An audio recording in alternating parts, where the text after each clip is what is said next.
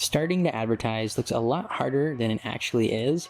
And when I learned it, it changed my life. And I want to instill some lessons that I learned, mainly my expectations. 4 years ago, when I first started working at Branch, I came on as a salesperson and I did all the sales, cold email, and cold call. And that's how we generated our business exclusively, 100%, in like referrals. But that was literally it.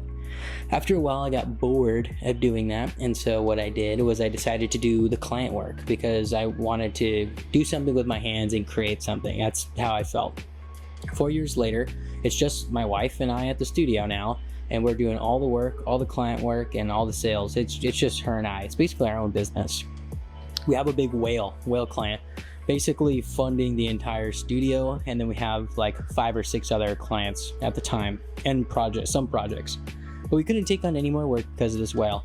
But they gave us a project, we hire some contractors to do the work, and we actually did the work, but then they couldn't pay. We were pretty enmeshed with their business, so we figured it'd be okay, they'll pay eventually, and that eventually was far down the line. So we had to pay the contractors out of our pockets with credit cards, figuring that we'd be able to pay it off in less than 30 days. Again, that was not the case.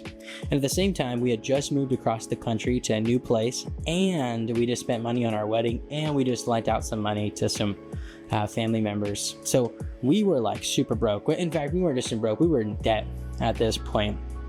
And I remember thinking, like, we have to figure out a way to generate new business without me having to do the sales. And for 2 reasons. Number one, I had to do a lot of the client work.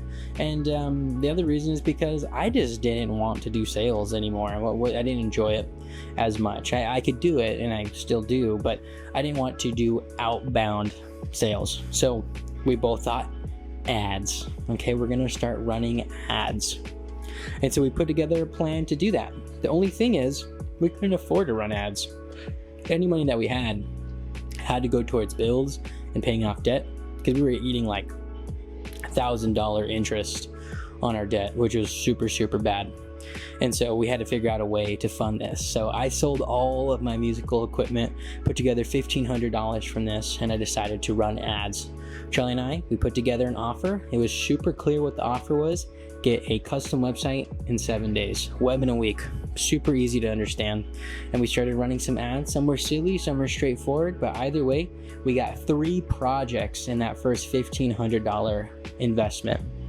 And it totally changed our lives. I remember thinking, why didn't we do this earlier? This was always available to us, but we just never did. And the reason why is the thought of, what if it doesn't work?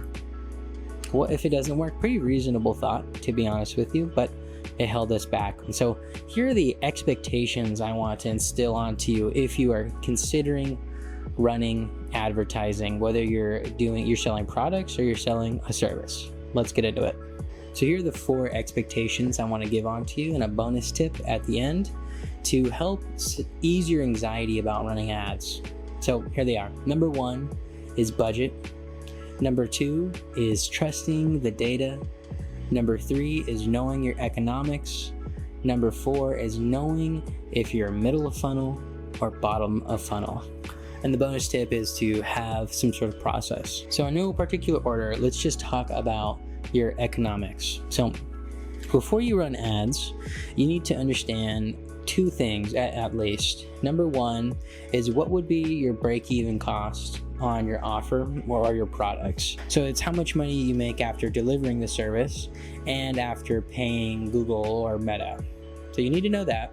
And then you need to know what the value of a new customer or client is over the long term. If a client is super valuable to you over the longer term, you can pay to earn more of those customers so that you can make money on the back end. People talk about this as a loss leader. Either way, you need to know what it is. You need to know what your economics are. Yeah. For us, it was really simple because our offer, it was a flat rate, and we knew that we had to get a client under a specific amount. And it was very clear what that was, because the offer was, somewhere between $3,000 and $10,000. So we could pay a lot to get a client. If you're like an e-commerce, it might not be the same. So just a word of advice, if you're an e-com, If you have a single product and it's not super expensive, like over $1,000, like a couch or something, it's gonna be really hard for you because advertising costs are only getting higher. And if you don't have a way to cross-sell different products or increase the sizes, you're gonna find that it's very difficult to run your ads in a way that actually generates you income, generates you money. So if you're not in a position where you have multiple products as an e-com business with high margin, high margin, it's probably not the time for that right now. Okay, number 2, budget. Okay, budget.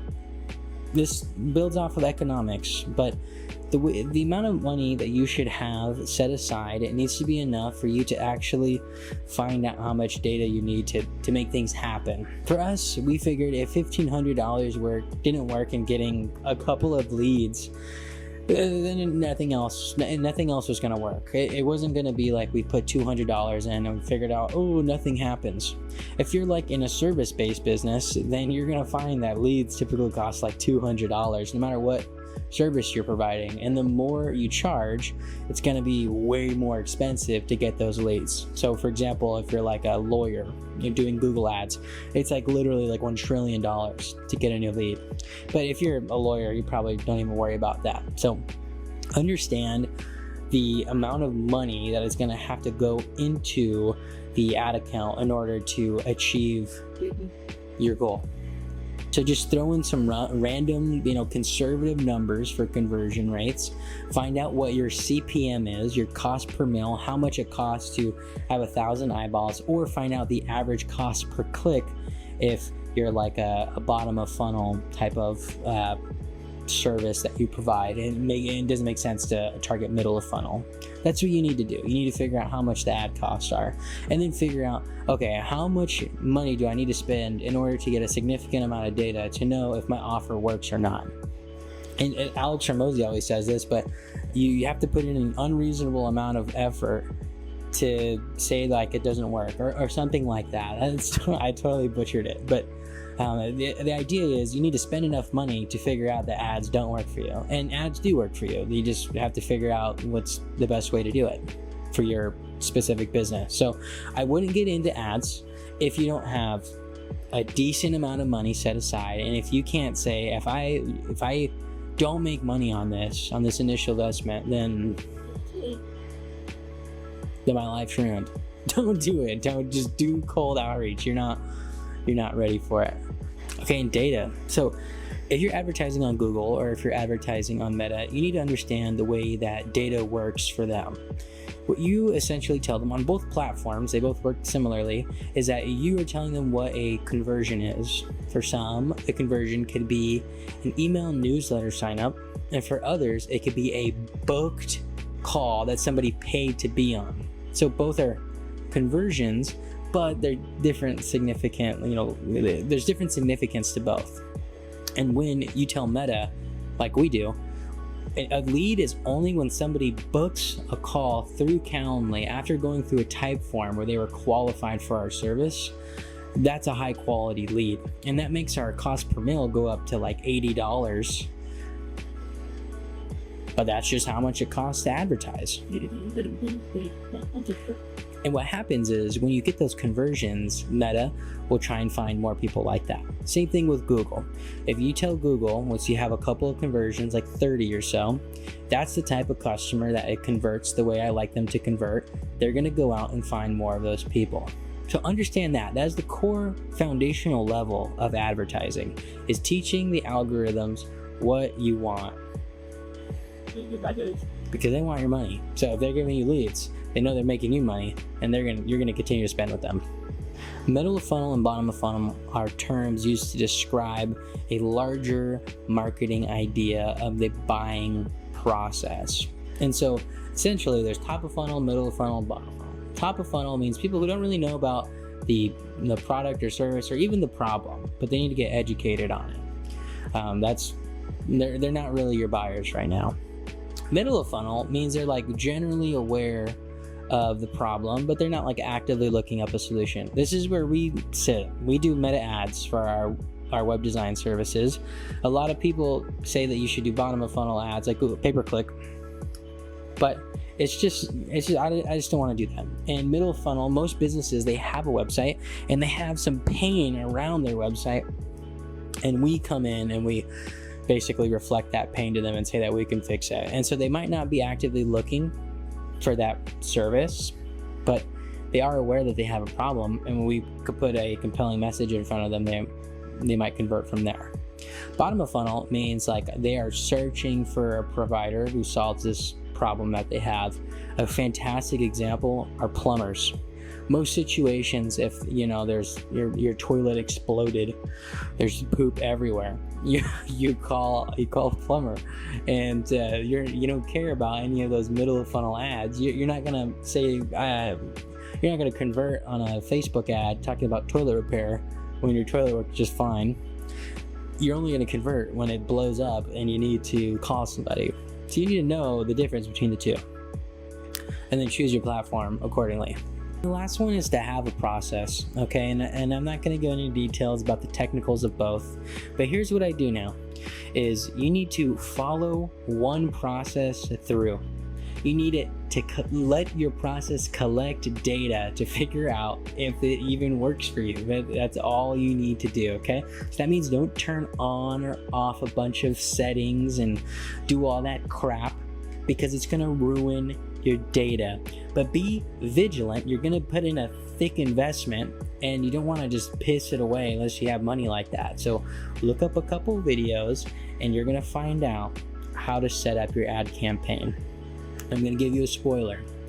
It should be really, really simple, at least with your budget that you're on. It should be super straightforward on what you're going to be doing.